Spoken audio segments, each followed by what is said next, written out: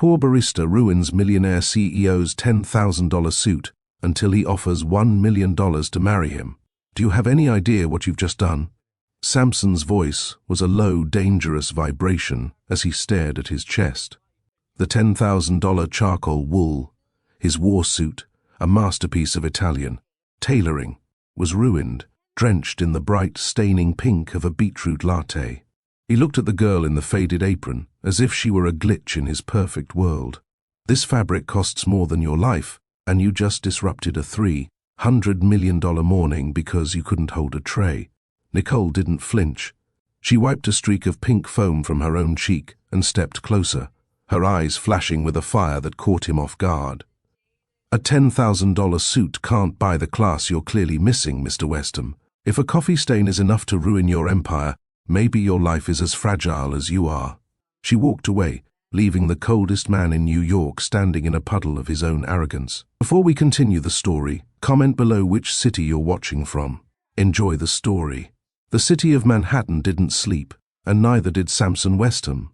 At 36, his life was a series of calculated risks and high-frequency trades.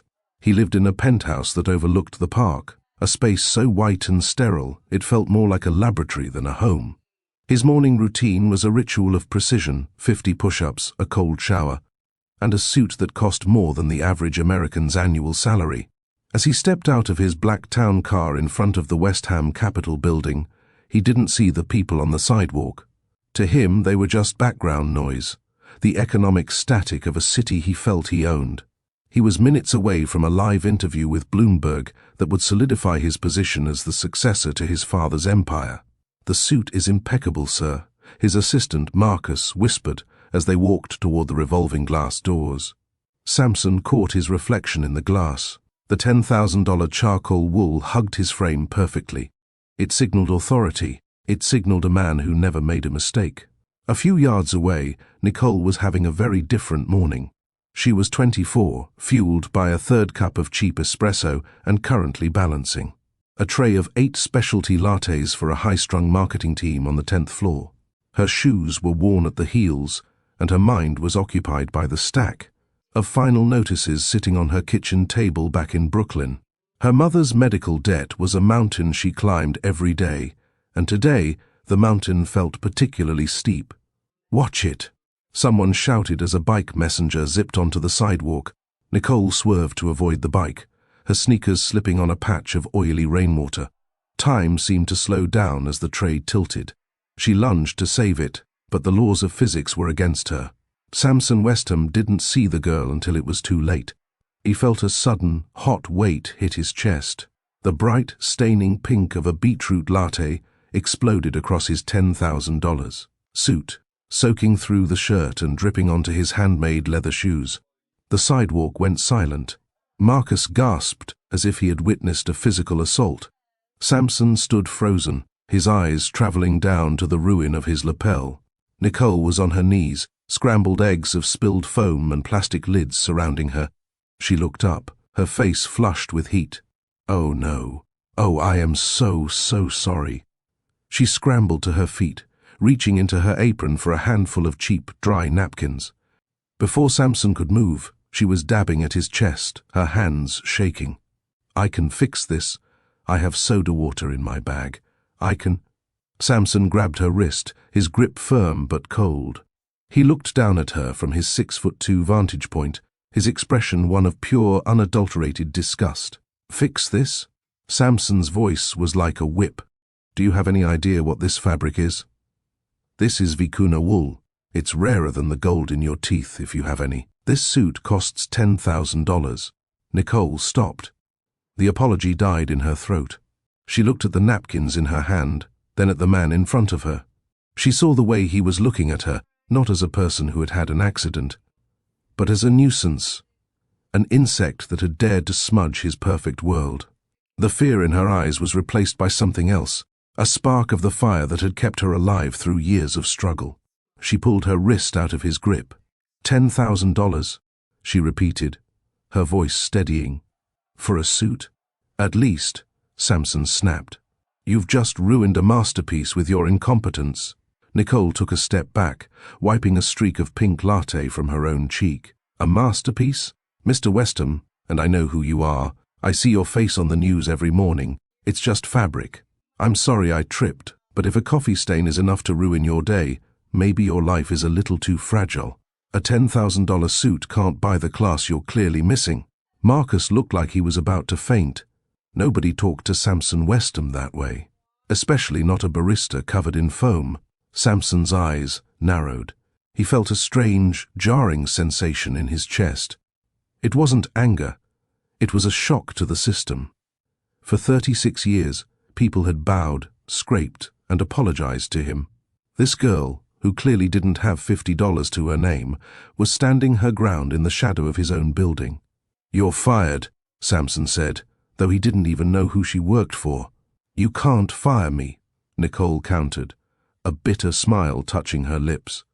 "I don't work for you, and based on your attitude, I'd rather go back to scrubbing floors than spend a single second in your orbit. Enjoy your interview, sir. I hope the cameras like pink." She turned and walked away, leaving the tray and the mess on the sidewalk. Samson watched her go, the sting of her words lingering longer than the dampness on his shirt. An hour later, Samson sat in his office, wearing a backup suit that felt like sandpaper compared to the one he had lost. Across from him sat Silas Westham, the founder of Westham Capital, and a man who believed that a boardroom was a battlefield. Silas didn't look at the spreadsheets on the mahogany table. He looked at his son. "I saw the footage, Samson," Silas said, his voice a gravelly rumble. "The Latista incident is already on Twitter. You looked like a petulant child screaming at a girl who was just trying to do her job. She was incompetent, father. She ruined a custom piece. I don't care about the suit." Silas slammed his hand on the table, making the crystal water glasses ring. "I care about the board. They saw that video.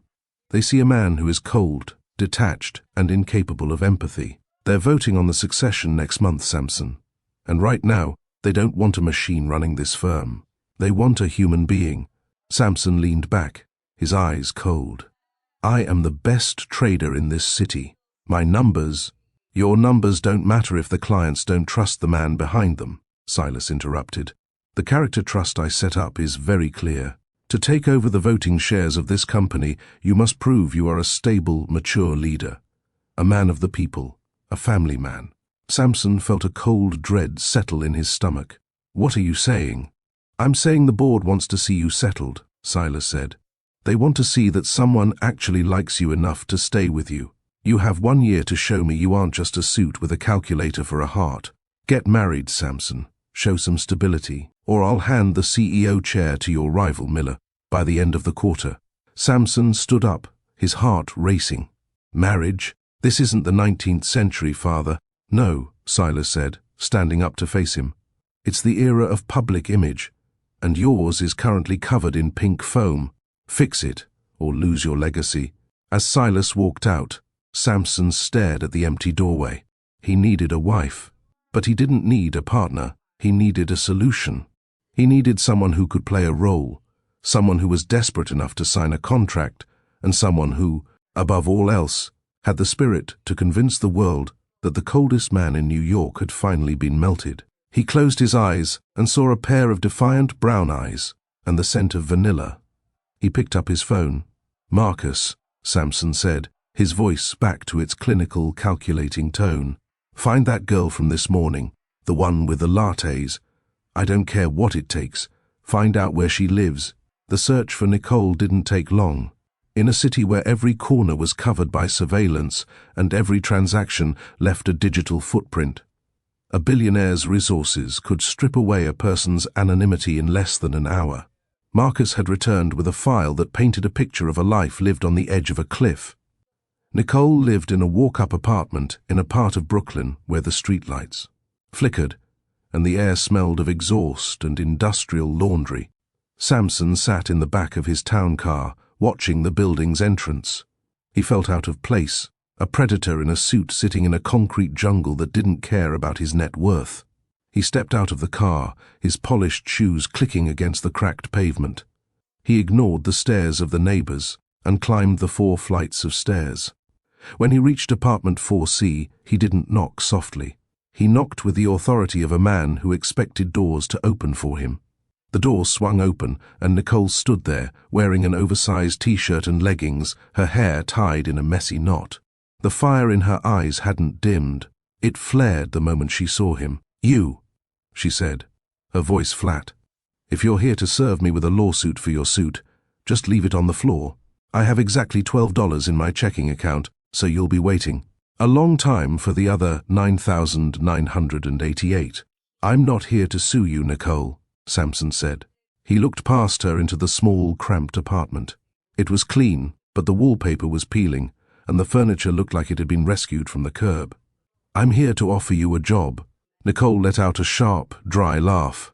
"A job? Doing what? Being your personal target for verbal abuse? No thanks. I've already had my fill of the West Ham charm today." $1 million, Sampson said, his voice cutting through her sarcasm like a blade. Nicole froze. The door, which she had been about to slam, stayed open an inch. "What did you just say?" "I am offering you $1 million, cleared of all taxes, to be my wife for exactly 1 year, Sampson stated. He leaned against the doorframe, his expression unreadable. "I need a wife to secure my position as CEO. You need money to pay off the medical debts that are currently drowning your family." "I've read your file, Nicole. I know about your mother's treatments. I know you're 3 months behind on rent. I'm not here to be your friend. I'm here to make a business transaction."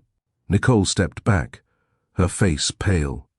She looked at him as if he were a ghost. "You want to buy a marriage? You're insane. That's not a job. That's a prison sentence." "It's a contract," Sampson corrected. 1 year. "We live together in my penthouse to maintain appearances. We attend social functions. We convince the board and my father that we are a legitimate couple. After 365 days, the marriage is dissolved quietly, and you walk away with $1 million and your debt gone. You can open that art gallery you've always dreamed of. You can give your sister the life she deserves." The silence in the hallway was heavy. Nicole's heart hammered against her ribs. She looked at this man, this cold, arrogant, beautiful man who thought he could buy the very air she breathed. Every instinct she had told her to run. But then she thought of the final notice letters. She thought of the way her sister looked when she talked about a college she knew they couldn't afford. "Why me?" she whispered. "You could hire a model. You could hire an actress. Someone who knows how to behave in your world." Sampson stepped into the apartment, closing the door behind him. The space felt suddenly much smaller, because an actress would be expected. "My father is a man of the people, or so he likes to think. He wants me to be human, marrying a woman who challenged me in public, a woman with a real life and real struggles. That makes me look like I've had an awakening. It makes the story believable." Nicole looked him in the eye. "And what if I say no? Then you continue working 3 jobs until you burn out. Your mother's estate remains in debt, and I find someone else," Sampson said simply. "But I think we both know you're too smart to let your pride destroy your family's future." Nicole felt a tear prick her eye, but she brushed it away before he could see it. She hated him for knowing her weaknesses. She hated him for being right. "I have conditions," she said, her voice trembling but firm. Sampson raised an eyebrow. "Conditions? You're in no position to—" "I don't care," Nicole interrupted. "If I'm doing this, it's on my terms. First, no intimacy. This is a business deal, and it stays that way. Second, my dog comes with me. Third, I don't change who I am. I won't be your puppet. If your father wants a human son, he's going to get a very human daughter-in-law." Sampson looked at her for a long moment. He thought of the voting shares. He thought of the legacy he had worked 16-hour days for since he was 22. "Deal," Sampson said. "My lawyers will have the paperwork ready tomorrow. Pack your things, Nicole. Your life as a barista ended this morning." The move into the West Ham penthouse was a collision of 2 worlds that were never meant to touch. Nicole arrived with 3 cardboard boxes and a scruffy golden-brown rescue dog named Barnaby.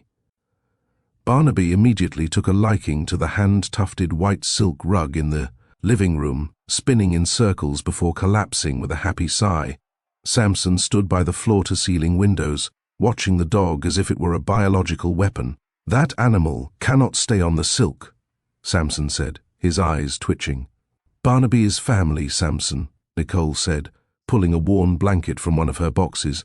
"And if you want this to look like a real home, you're going to have to get used to a little hair on your furniture. It adds character, something this place is desperately lacking." The first week was a tactical exercise in cohabitation. Samson lived by a schedule that was timed to the second. He woke at 5, worked until 7, and preferred a house so quiet he could hear the hum of the refrigerator. Nicole, on the other hand, was a creature of noise and color. She played music while she cooked, she left her sketches on the marble counters, and she insisted on talking to the security guards as if they were actual people. "They are employees, Nicole," Samson said one evening, finding her in the kitchen, sharing a sandwich with Carlos, the night shift guard. "You don't need to entertain them." "They're humans, Samson," Nicole countered, not looking up from her plate. "And Carlos has a daughter who just started ballet. You'd know that if you ever bothered to ask. Being a CEO doesn't mean you have to be a statue." Samson felt a flicker of annoyance, but also a strange, nagging curiosity.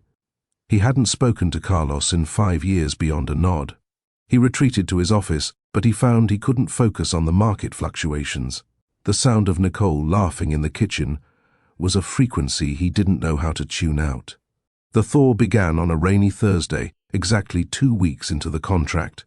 Samson had returned home from a brutal board meeting. The trustees had grilled him on his sudden engagement, and Miller, his rival, had made several snide comments about gold diggers and PR stunts. He walked into the penthouse, feeling the weight of the West Ham name like a lead coat. He expected the usual silence, but instead, he smelled garlic and herbs. Nicole was at the stove, her sleeves rolled up, humming a tune he didn't recognize.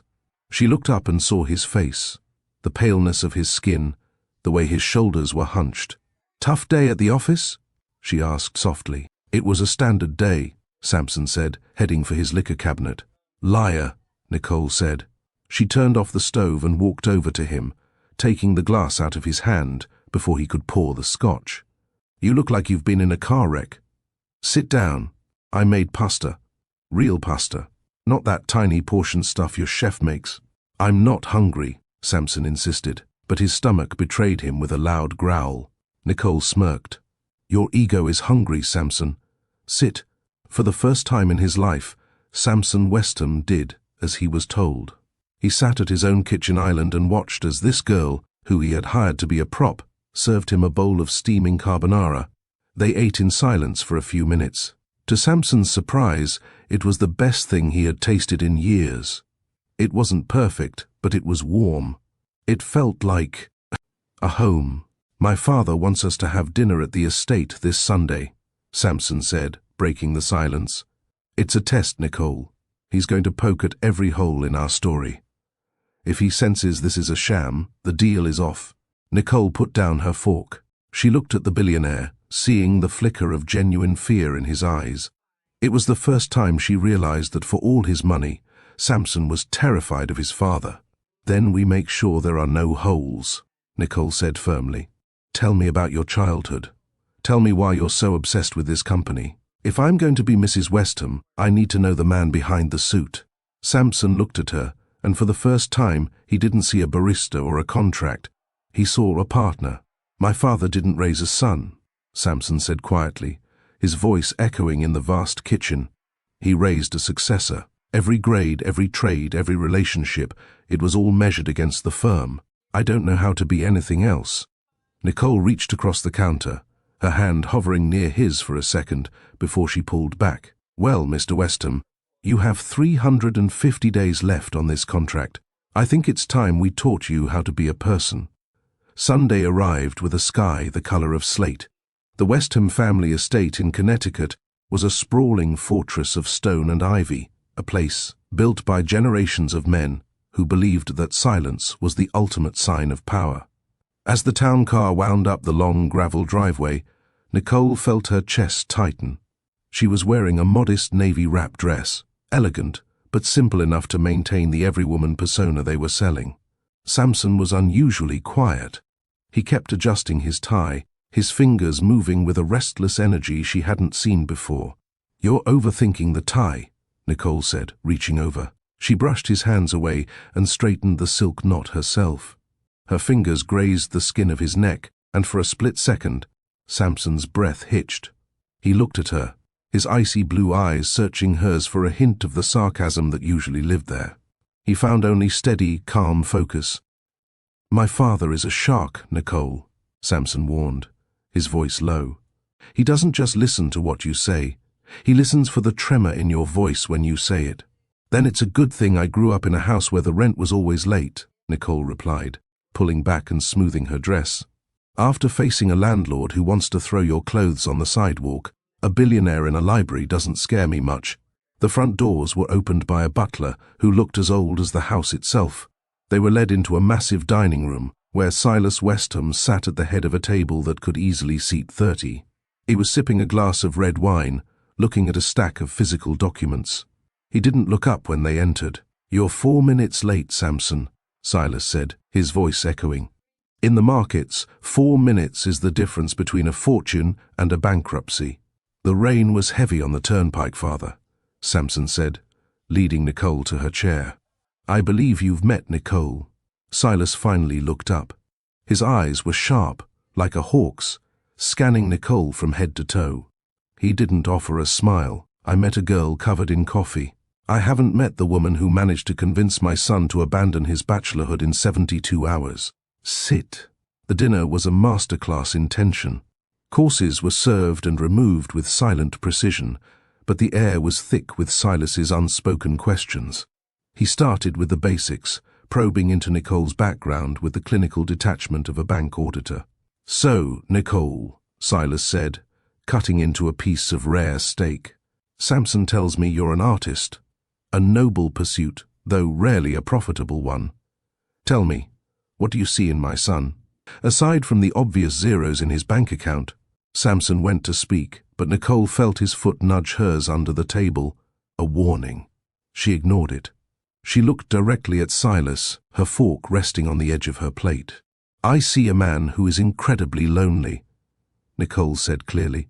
The clinking of silverware stopped. Samson looked like he wanted to disappear into the floorboards. "Lonely?"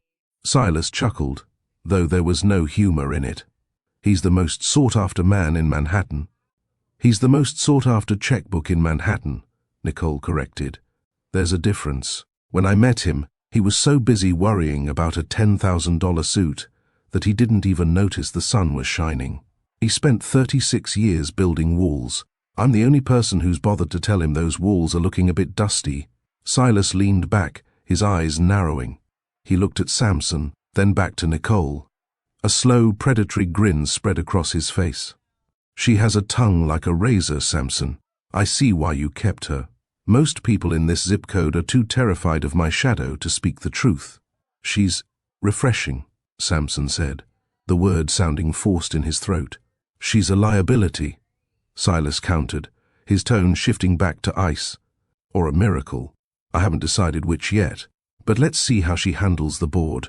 The quarterly gala is in 3 days. Every major investor in Westham Capital will be there. If she can convince them that this isn't a PR stunt, then, and only then, will I consider the voting shares."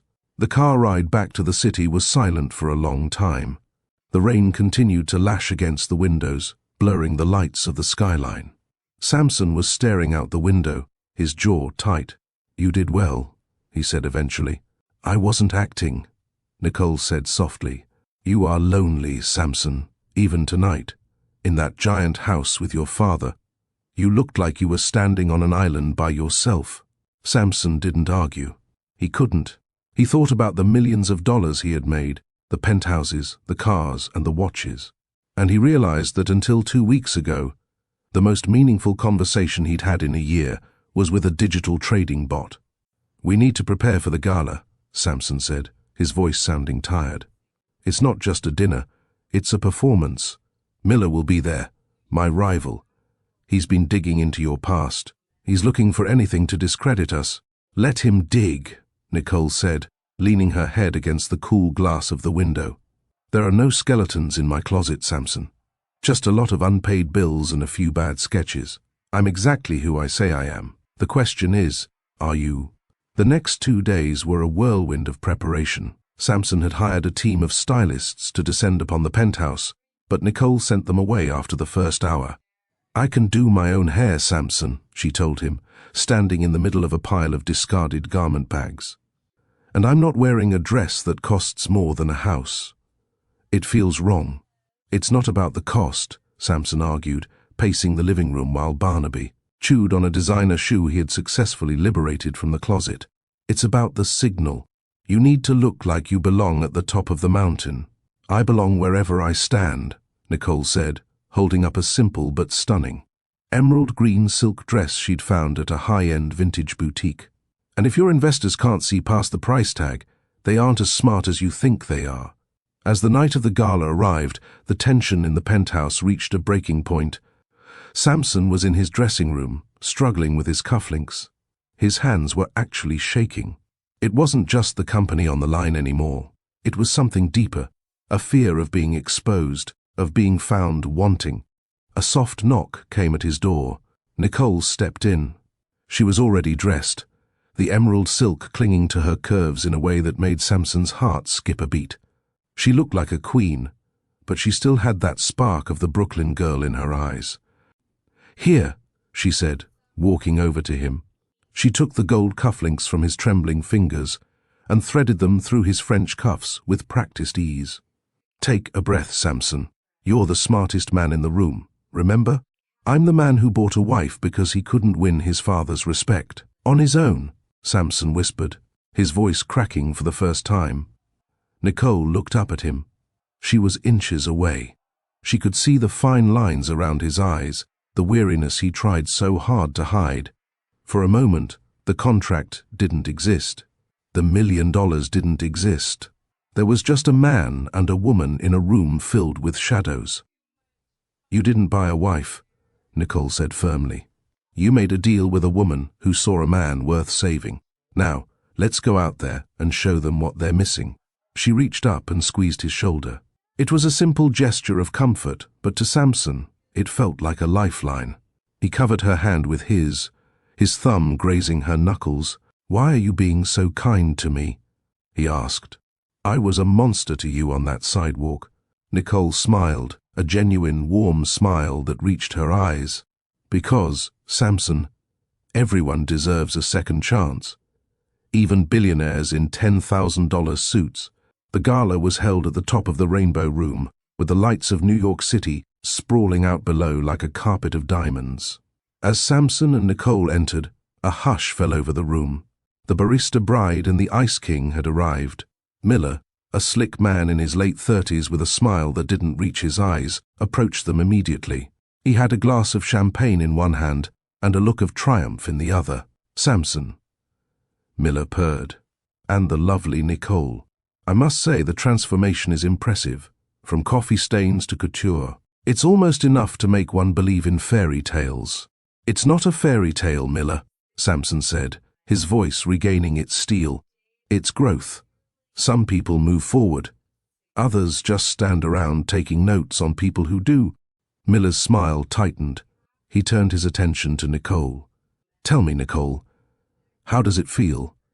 To go from a rent-controlled apartment to a billionaire's bed? It must be quite the adjustment. I imagine the contract negotiations were extensive." The word contract hung in the air like a poisonous gas. A few nearby investors leaned in, their ears pricked.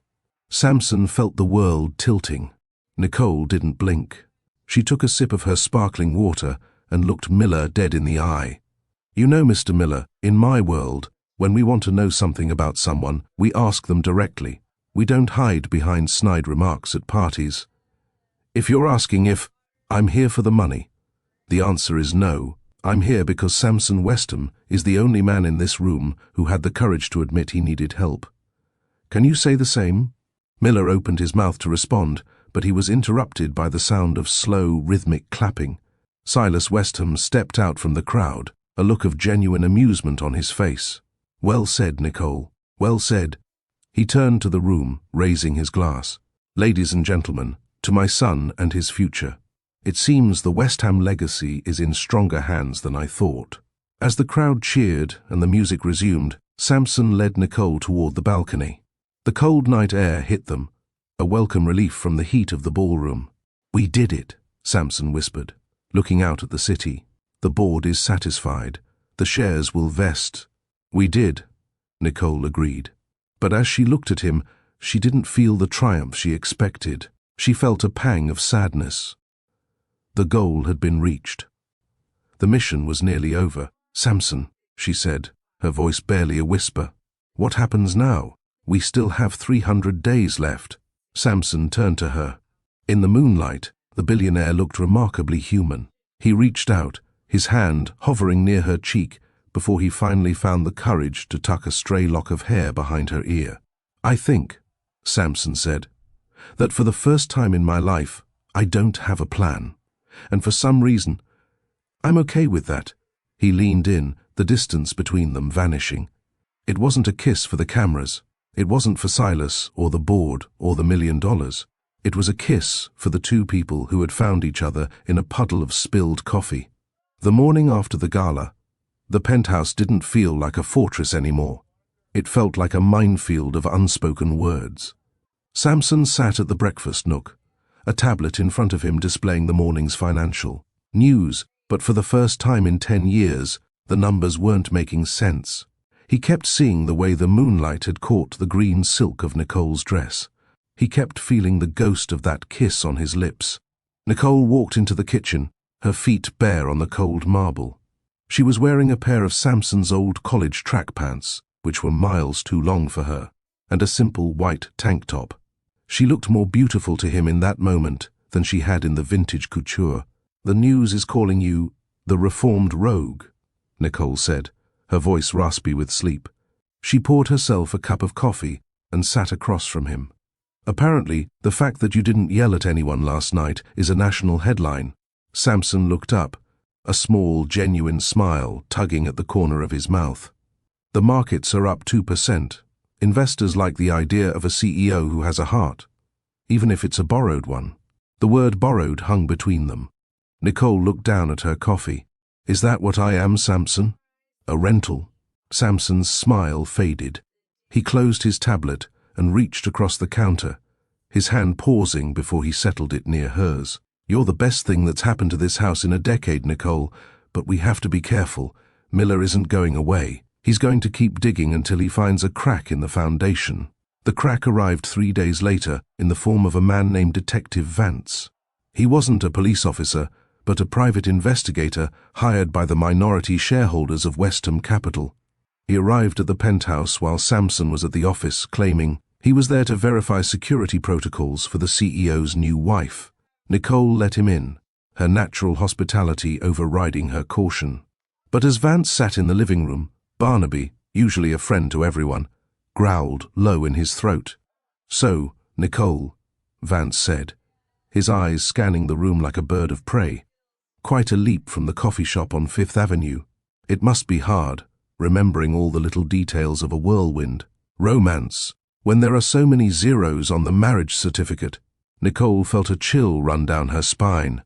"I'm not sure I understand what you're implying." "I'm not implying anything," Vance said, leaning forward. "I'm just observing. You see, I talked to your old landlord. He mentioned a very large wire transfer that cleared your mother's debt exactly 24 hours after you met Mr. Westham.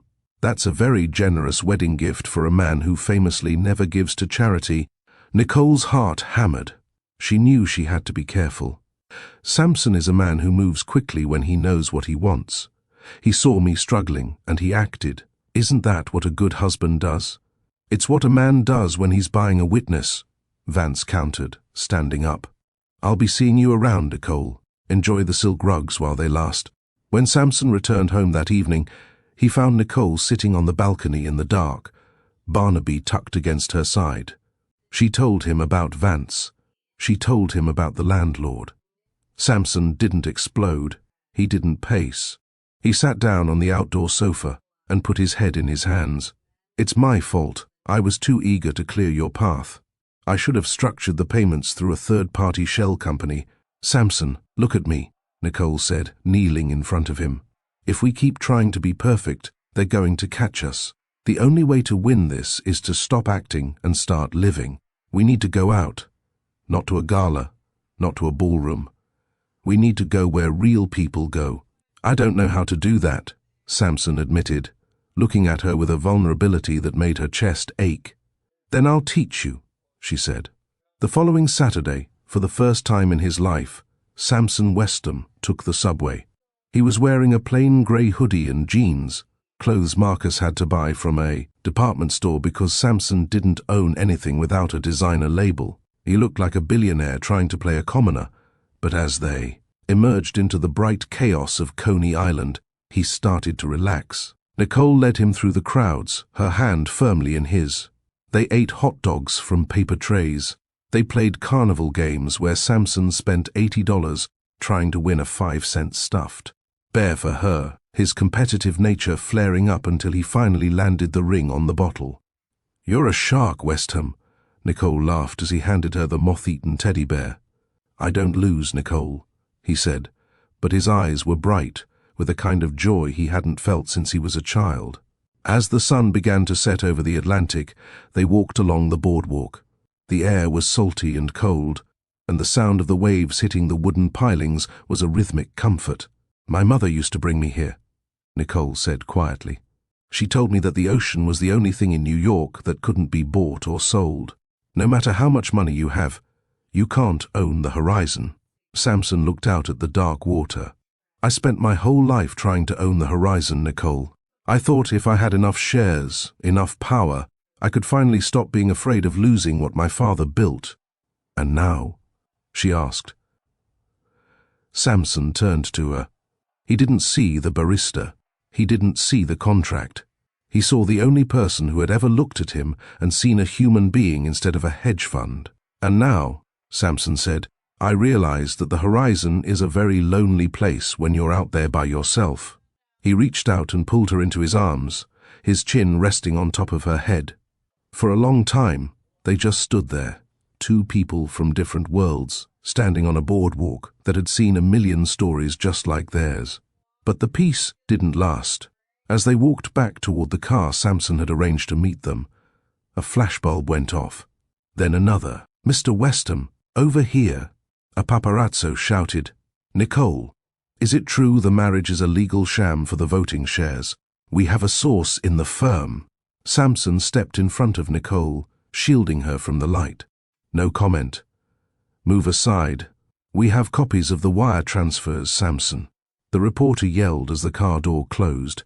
"The board is calling an emergency meeting for Monday. Is she worth the scandal?" The ride back to Manhattan was a nightmare of ringing phones and frantic texts from Marcus. The secret was leaking. The $10,000 suit incident had started a fire, but the $1 million marriage was about to burn the whole empire down. "We have to end it," Samson said, his voice flat and cold as they entered the penthouse. "If I resign now, I can protect your name. You'll get the money, and you can disappear before the press ruins you." Nicole stood in the center of the white living room, her heart breaking. "Is that all you care about? The shares? The company?" "I care about you," Samson shouted, turning to her. "If this goes to the board, they will drag your life through the mud. They will make you look like a criminal, Nicole. I won't let them do that to you." "Then fight them." Nicole stepped toward him, her eyes flashing. "Don't run, Samson. You've been a shark your whole life. Be a shark for us. Go into that meeting and tell them the truth. Not about the contract, but about how you feel." "The truth is a liability in a boardroom," Samson said, his voice trembling. "The truth is the only thing that will set you free from your father," Nicole countered. She walked to her bedroom and closed the door, leaving Samson alone in the silence of his glass palace. He looked at the stuffed bear on the counter, then at the empty hallway. He realized that for the first time in 36 years, he had something more valuable than Westham Capital. He had a reason to fight. Monday morning arrived like a funeral. The boardroom was filled with men in dark suits, their faces grim. Silas Westham sat at the head of the table, his expression unreadable. Miller was there, looking triumphant. "The evidence is clear, Silas. The timing of the marriage, the payments, the lack of any history. Samson has defrauded the board to gain control of the voting shares. Under Article 4, he should be removed immediately. The room was silent. All eyes turned to Samson. He stood at the foot of the table, his hands empty. He wasn't wearing his backup suit. He was wearing the $10,000 charcoal wool, the one Nicole had spent hours helping him. Clean, the one that still had a faint, almost invisible shadow of a pink stain near the hem. "The contract exists," Samson said, his voice steady and clear. A collective gasp went around the room. Miller grinned. Silas closed his eyes. "I hired Nicole to be my wife," Samson continued, stepping forward. "I was arrogant, I was desperate, and I thought I could buy stability. I thought I could trick this board into thinking I was a man I wasn't. I planned to pay her $1 million and walk away on day 366. "There it is," Miller whispered. "He's admitted it."